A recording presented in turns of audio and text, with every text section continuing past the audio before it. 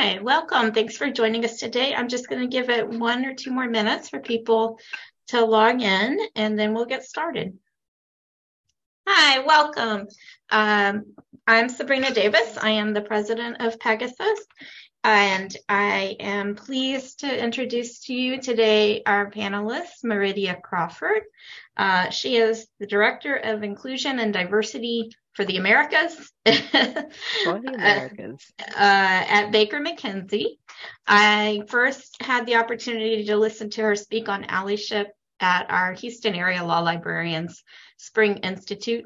I guess that was 2 years ago now. I think so. And I'm thrilled to welcome her here today. She was very inspiring at the time, and I'm sure you're going to get a lot of great information from her today. So welcome. Thank you so much for joining us.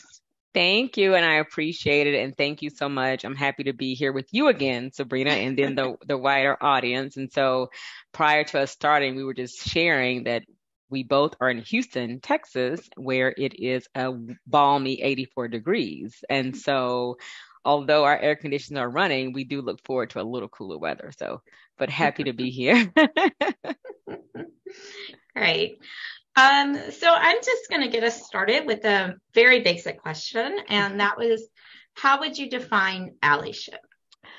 So I would define allyship, an ally is someone that really leverages, their own advantages in support of those from underrepresented groups or to those who don't have the same advantages.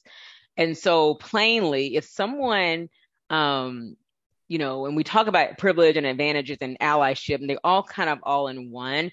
And so people who need allyship, are people who have had to have a Supreme Court decide on if they are a person, if they're a full person, if their gender, if they're, those kinds of things. So when we talk about people who have advantages, if you have not been in a position where the Supreme Court has had to decide on something for you, you are a part of those advantages. And so when I also talk about that, you have to understand that in different scenarios, everybody has certain advantages that other people don't have, right? So even me as a straight Black woman who is educated and housed and things like that, I also can also be an ally to someone else. As well. So it's not a very binary thing. It is definitely means that you can be, in different scenarios and situations that you can be an ally to others. That leads me into my next question, since you mentioned the different ways. Is there only one way to be an ally?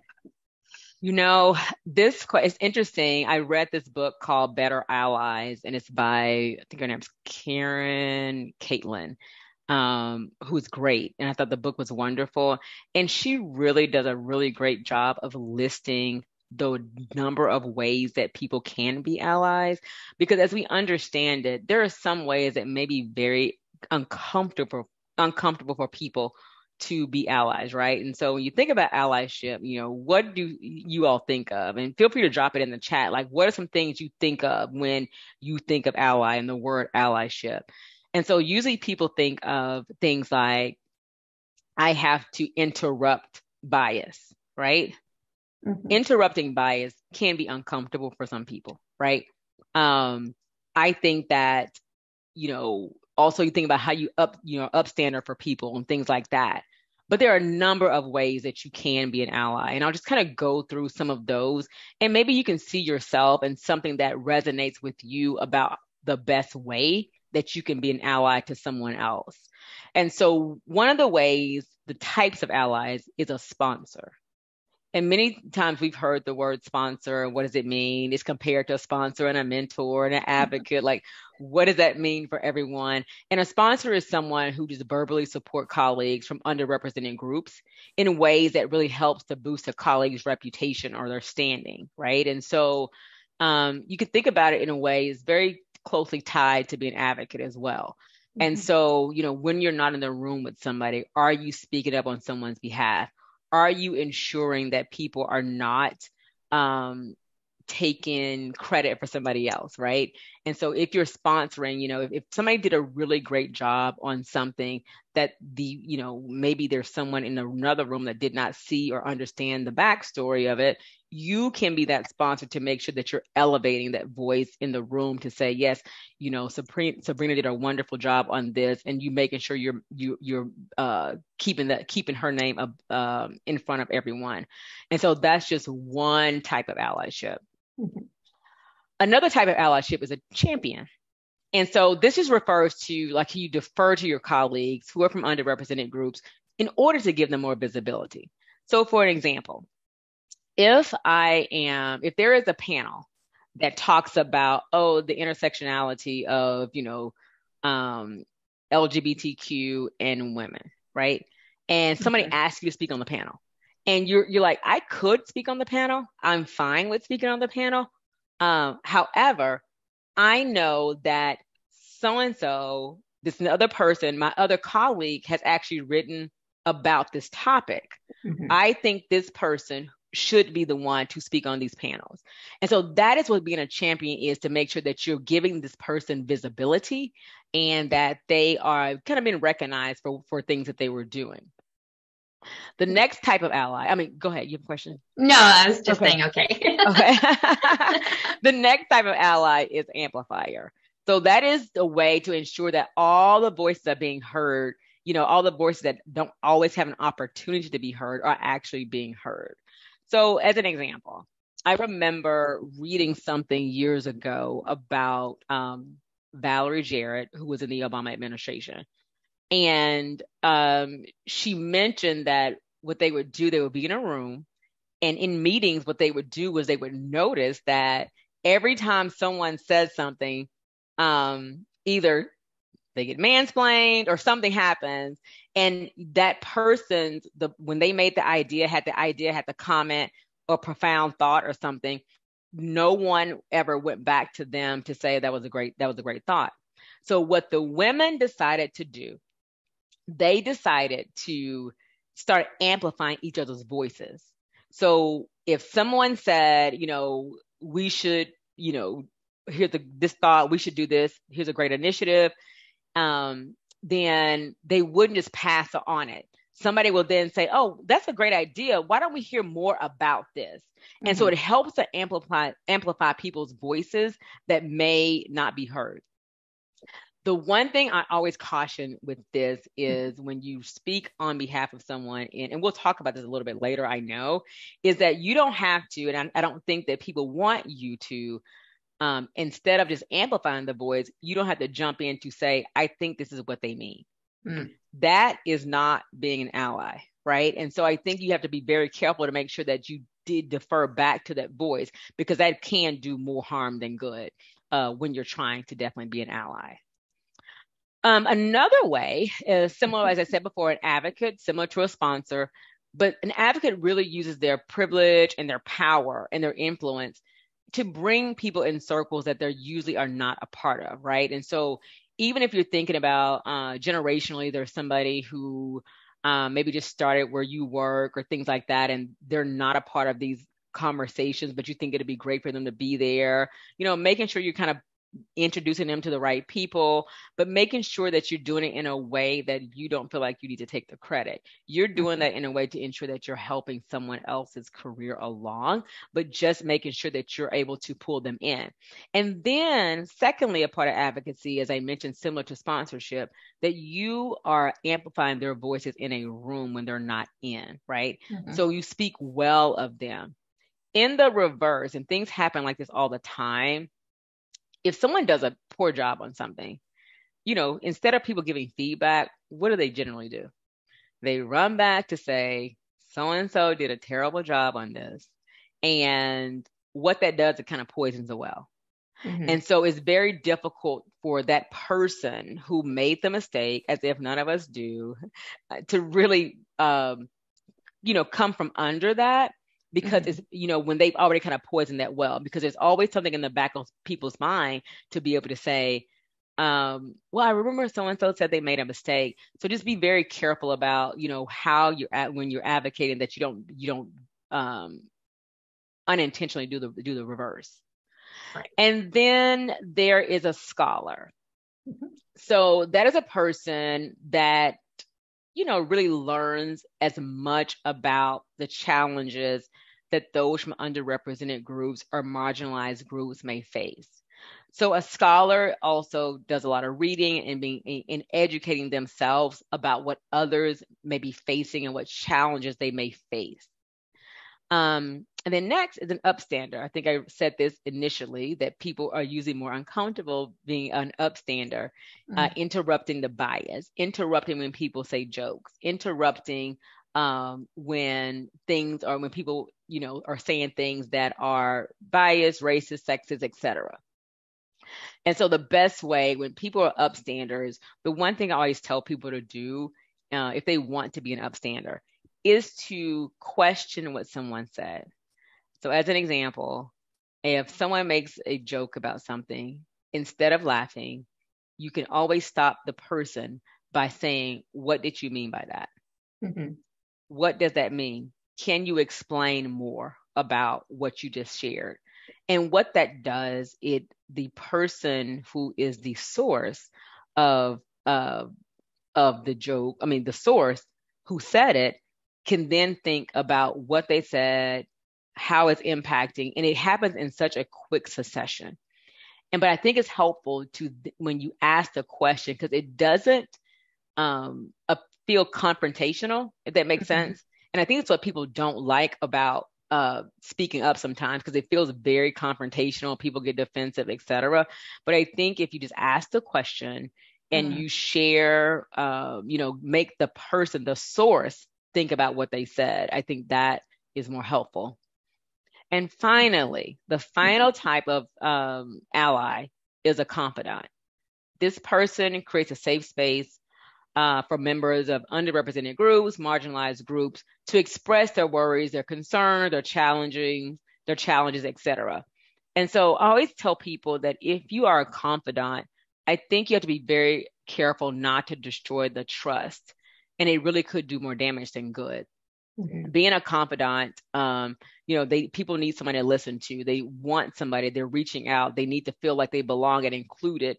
And so if you breach the trust by sharing something that they shared, it really is the opposite of being what an ally should be. So those are the types of allies that I know that the book Karen covers in her book. But again, there are many ways to be allies. And so it'd be interesting to see what resonates with people.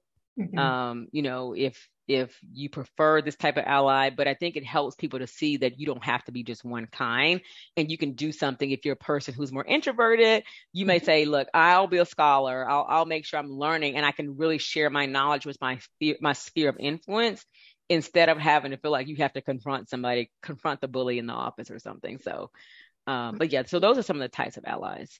Yeah, and that's actually what really spoke to me when I first heard you speak. It was the scholar and the confidant. So the behind the scenes kind of person that I'm more comfortable being. And it's okay. I think there's a place for everyone. So my takeaway, you used a lot of labels and names for the different types. But basically, it's not one size fits all, and you don't have to be an ally in just one way. It can change over time or within the situation. Exactly. Okay. So that's exactly right. You can change over time.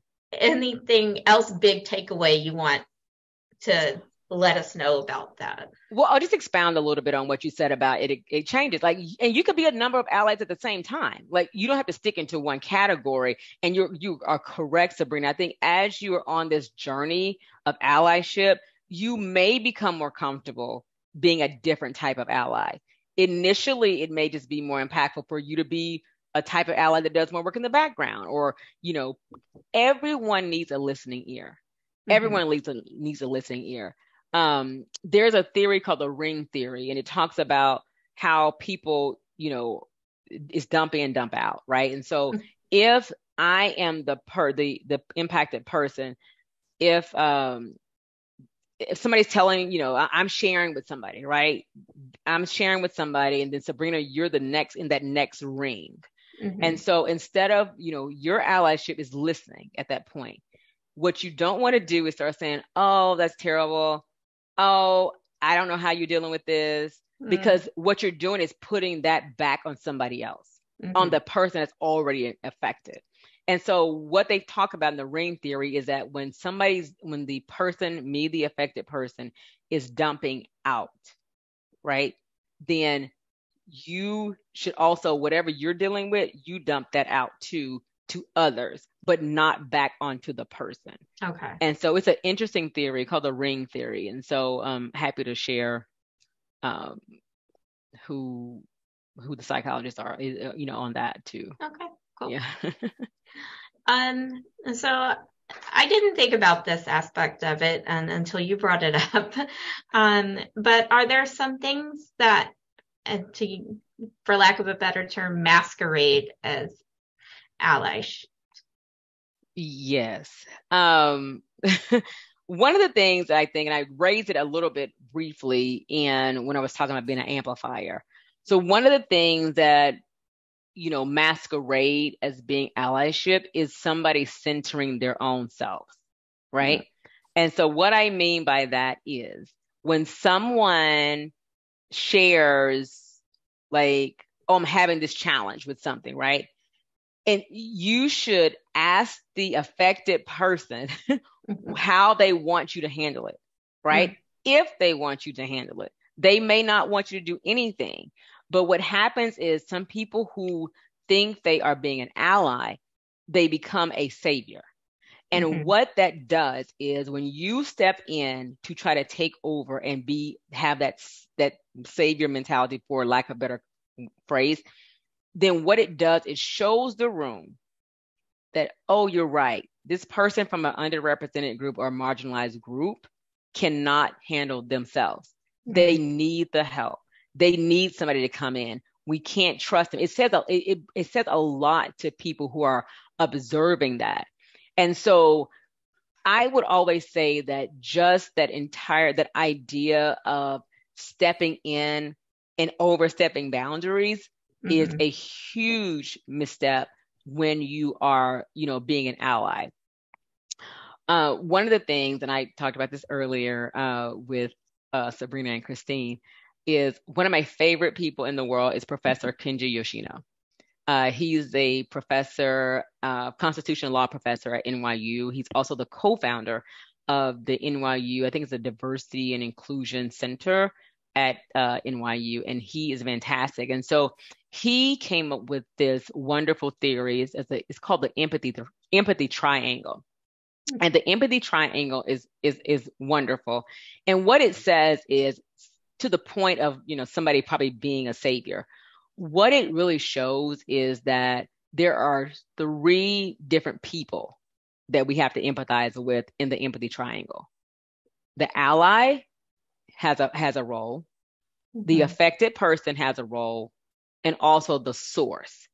And so you heard me earlier talking about the source. And one thing Professor Yoshino said, he said when they were developing this theory about the empathy triangle, someone asked, why do we need to have empathy for the source? And, he said he grappled with that for a while. And a very simple answer is you have empathy and you have to also ally with the source sometimes, because one day you may be the source. And that really resonated, that we always think it's someone else who's the source of affecting someone else. But one day you may be the actual source who needs the empathy, right? And so as I talk about, what masquerades, and trying to avoid being the having the savior complex when you're trying to be an ally, a few questions you ask yourself as the ally, do I have the proper motivations? Are my motivations pure, right? Am I informed enough of what is actually happening here to be able to be an ally? Am I considering more systemic solutions? Meaning,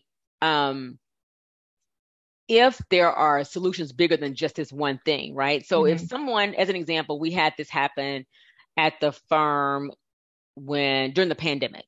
So as you all know, there was a lot of moving parts. People had to really overnight kind of change how they, manage their lives essentially, right? During the pandemic. We had a colleague, new mother, who was really having challenges with, care for her child and trying to work from home, et cetera. And so instead of, it being one person, she really looked at it systemically and said, hey, I'm going to reach out to our, talent, our HR department to see if there's any way that we can increase the number of days that we can use our benefits for care. And so she was an ally to people who didn't even know they needed it at the time, because she looked at it as more a systemic challenge instead of an individual per person challenge. And so she was able to do that. And so that's what I mean by considering the systemic solutions. And then finally, for the ally, one of the questions to ask yourself, am I willing to make mistakes? And I think that is a challenge with a lot of people who are in this role of an ally, if they're willing to make the mistakes. Because I think what people fail to realize is that everyone makes mistakes. Everybody's on a journey. You may get it right sometimes. You may not get it right sometimes. Yeah. And when that happens, I think that you have to be able to course correct, figure it out, make the mistakes, make the correction, and move forward. And I think that is the reason why people say, they are challenged with being an ally sometimes, because they don't want to make the mistakes. Right. The next part of the empathy triangle from Professor Yoshino is for the affected person, right? And you have to add, these questions are fantastic, and there may be more, but this is a great start. The affected person, you ask the question, does the affected person want help, right? I think that's the whole savior thing. Like, before you step in, does that person even want help? Are we making an assumption that somebody wants the help, or that they even thought anything happened or anything was wrong? Next question is, does the affected person want this kind of help, right? There may be a different kind of help they may need, not this particular help that you think that they should have. And have I considered the burden that I'm placing on the affected person? Which I think is huge in allyship, because I think that what ends up happening with allies in the ally structure is that for some reason, at some point, the affected person always seems to still be at the center when they don't necessarily want to be, right? So if you think you're allying and then something comes up, then sometimes the burden is still placed on that person. And they're like, I want no parts of this. I need to get out of this. And if you're going to be an ally for me, then use your power and privilege and position to be able to do that instead of having it rest on my shoulders. And then finally, the third sphere of the empathy triangle is the source, as I spoke about, like the source. And the reason, again, why the source needs empathy is because we all may be the source one day.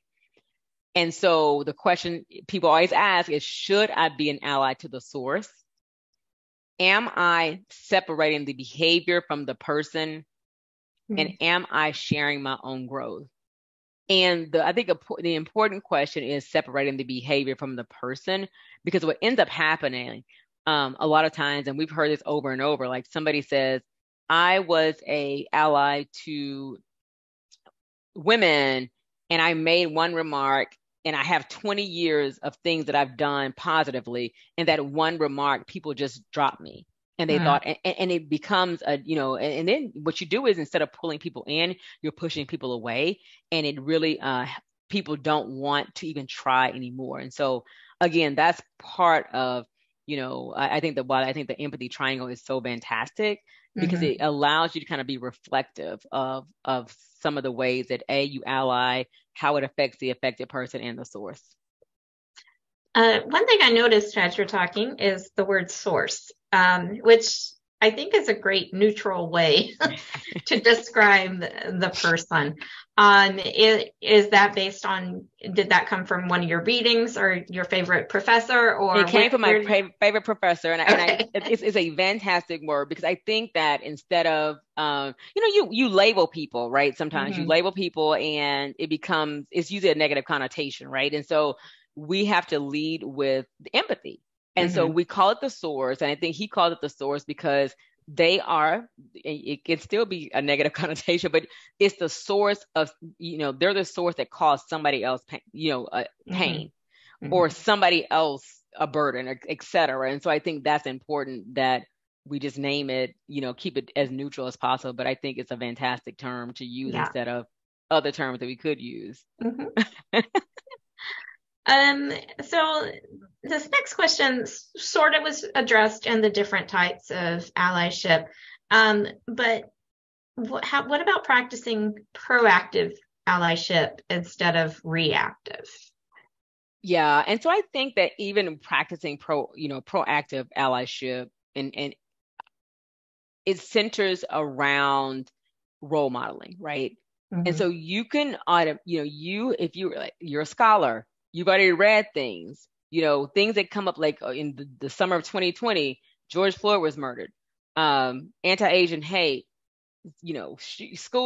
everything was happening all at one time. I think there are opportunities to be proactive in that sometimes when people show up to work, it literally is just, how are you doing today? Right? You don't have to have anyone to tell you that you need to check in on people when all the things that are happening outside of the world. As much as we want to believe that it doesn't impact people, it does. You don't take these things are not separated just because you come into work. And then when you're at work, you still have to work through it, work through the emotions of everything. Right. I remember when the summer of 2020, George Floyd was murdered. Something else happened. It was so much going on it was a lot going on that summer. My role as in inclusion and diversity is for people to come to me to talk about what the solutions are. How can we take care of people? How can we ensure being empathetic to people? How can we, what kind of statement can we say, et cetera? So all of that. The most interesting thing was that me as a Black woman having to deal with all of this and then focus only on my job. The first time somebody asked me how I was doing, I just broke. I didn't even know how to respond because I didn't have a chance to even manage my own emotions.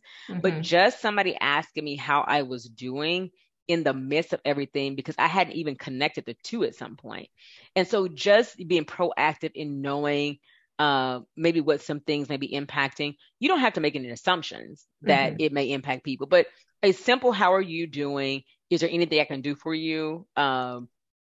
Happy to talk, happy to listen. Those kinds of things are very proactive ways, when you show up in the workplace. Okay.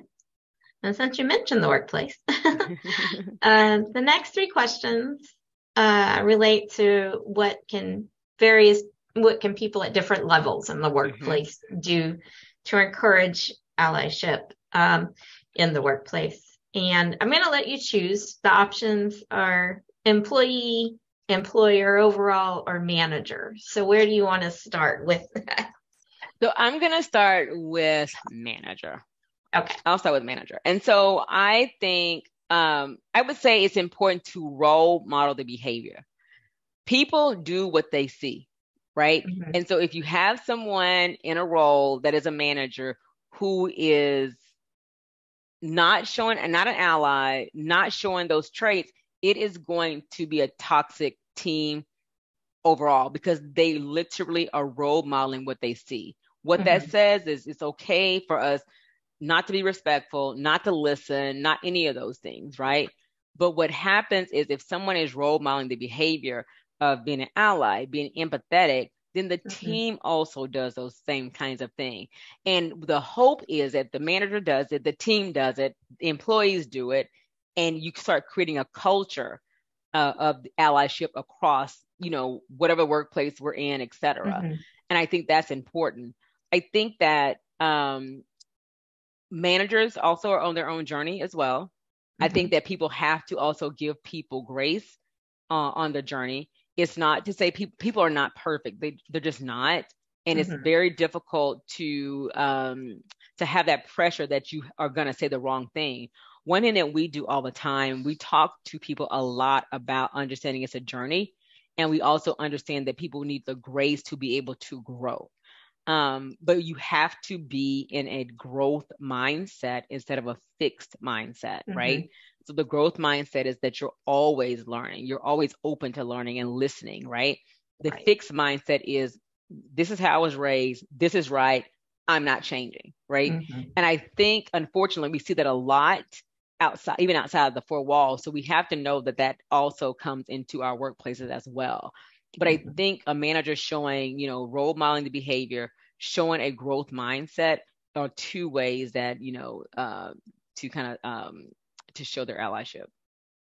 I'm going to guide you towards what can the overall employer do, because we had a question. It's a very specific question, about your firm, so I'm not sure, but I'll just read it. Okay.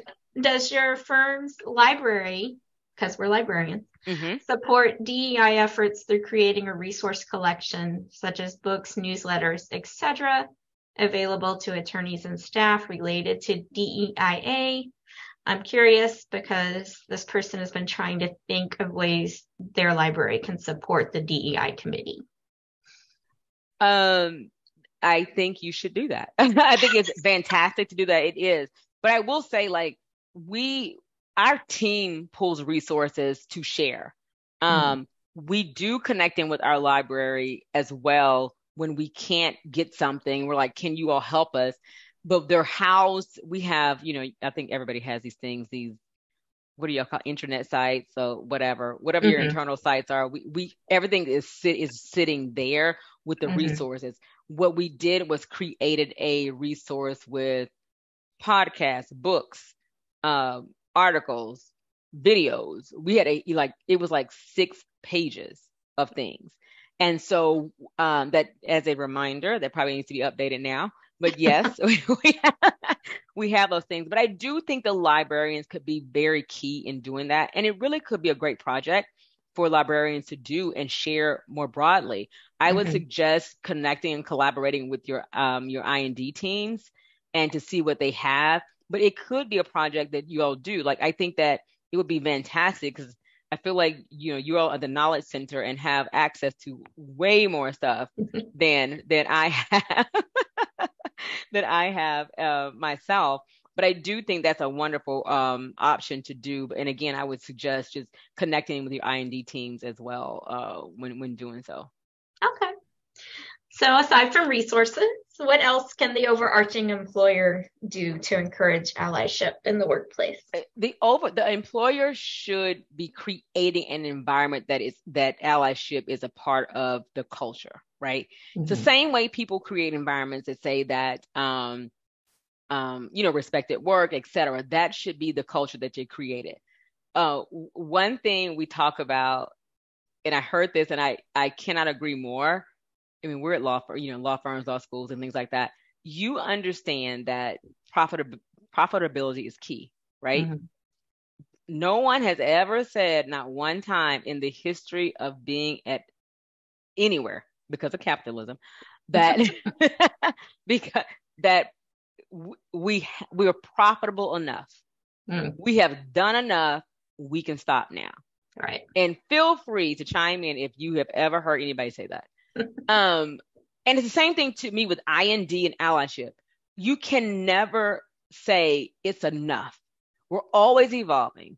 There are always things that happen. There are things that come up that we have to evolve all the time. So I think employers have to be visible allies and have to show a very visible commitment to inclusion and diversity, which that includes being an ally.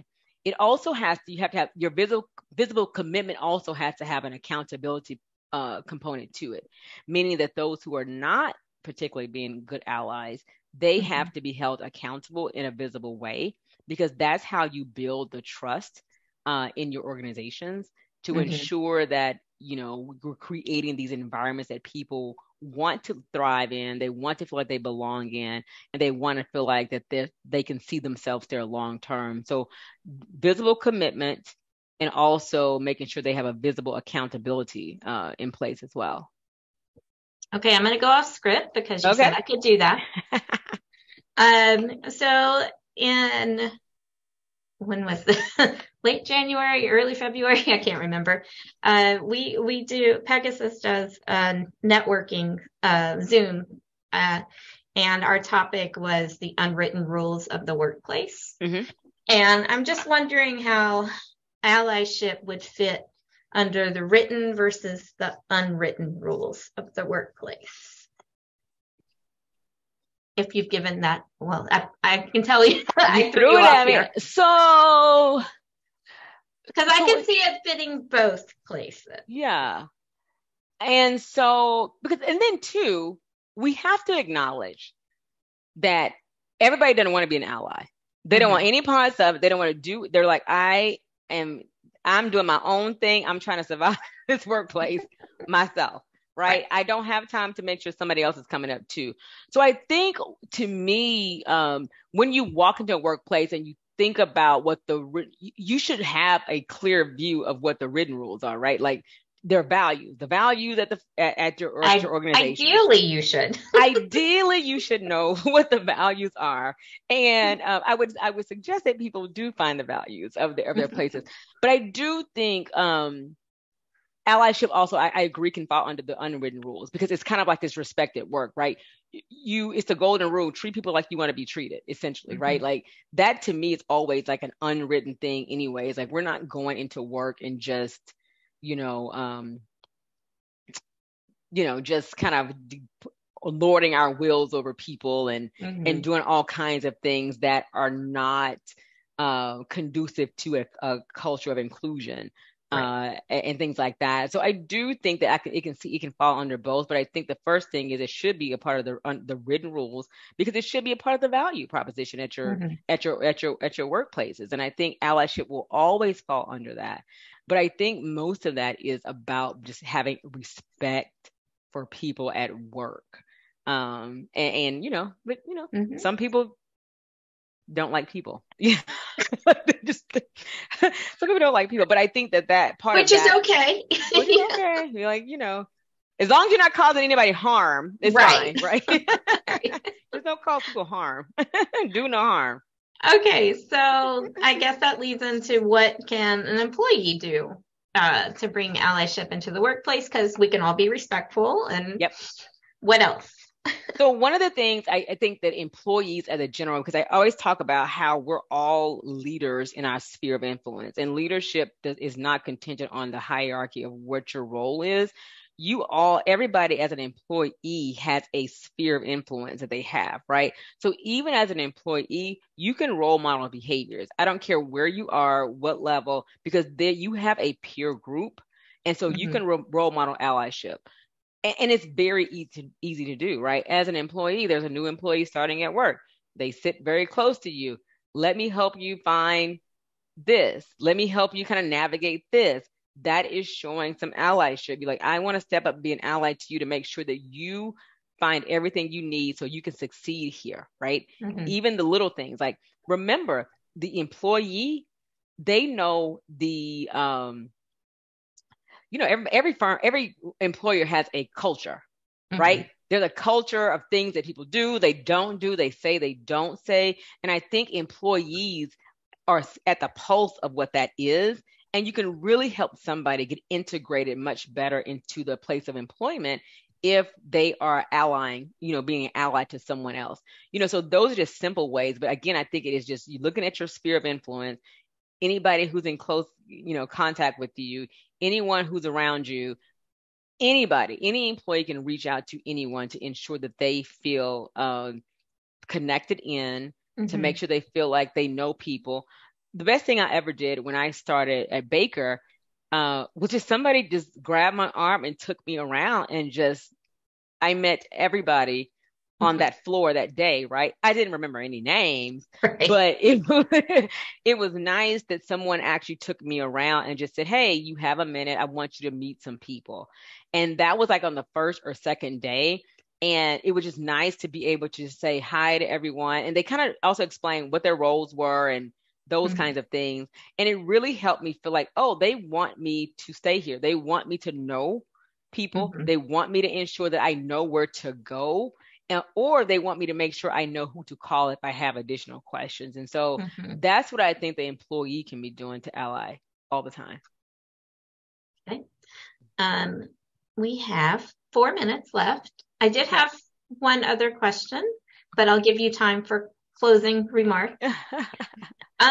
So I've been in the situation twice where I've tried to start a DEIA collection within my library and met resistance both times in different libraries, different settings. And that's just that's a very minor thing in the whole DEIA sphere, right? Is just getting resources together. So do you have any advice for people who are meeting resistance in the workplace when they're trying to be an ally? You may give the recorded advice or the advice. Let's give the recorded advice for now. So, you know what? Honestly, that's a hard one because meeting resistance to me when you're trying to do something for the good of everyone, it seems like a values issue. Like, what are the values of the organization, right? Like, why is it that this one thing? There could be other ways of, skinning this cat, right? So there could be other ways of doing it, right? You could just go ahead and contact with your I&D professional and, do it as a project together, depending on who you get resistance from. If you're getting resistance from somebody in your own department, I would say step outside of the department and just say, hey, we have an idea that we would like to do together. And I think that could be helpful. But it does concern that, if you're getting resistance, it's a challenge. Right. And it could speak to the values of, what is valued at the organization. That's a very good recorded answer. Yeah. Okay, you have 2 minutes. What are your last thoughts that you would like us to take away from this? I would say, don't be afraid to be on the journey. Make the mistakes, but also learn how to, course correct. I think the worst thing people can do when trying to be an ally and they make a mistake is they get defensive when somebody then says to them, I don't think that came out right, right? Instead of doing that, just say, you're right. It helped me understand what I could have said differently. And just because you're always in the growth and learning mindset. I would also ask that, over the next few months, see where there are ways that you can ally. Think about the ways that we've talked about being an ally. And just because it's like a muscle, you have to practice it sometimes. And it can be uncomfortable sometimes. But I have not seen a lack of ways to be an ally in any situation, and especially in workplaces. But also give yourself grace about it, right? You don't have to be an ally in every situation. Think about the empathy triangle. Happy to share that as well. Think about that and what questions you can ask yourself if people want you to be an ally as well. So again, give yourself grace on this journey. I think there are plenty of ways to practice being an ally. And so again, and then over the next couple of months, I think you should journal it and think about, different ways that you have tried to be an ally and what you felt like the outcome was. What did you feel like it was a good outcome? Could you have done something differently? Or did it just fall flat? And then think about it and do some self-reflection on what could have been done differently. So I'm glad you said you don't have to be an ally in every situation, because that would be exhausting. It's exhausting. Yeah, it is. You don't have to do you don't have to raise your hand every time.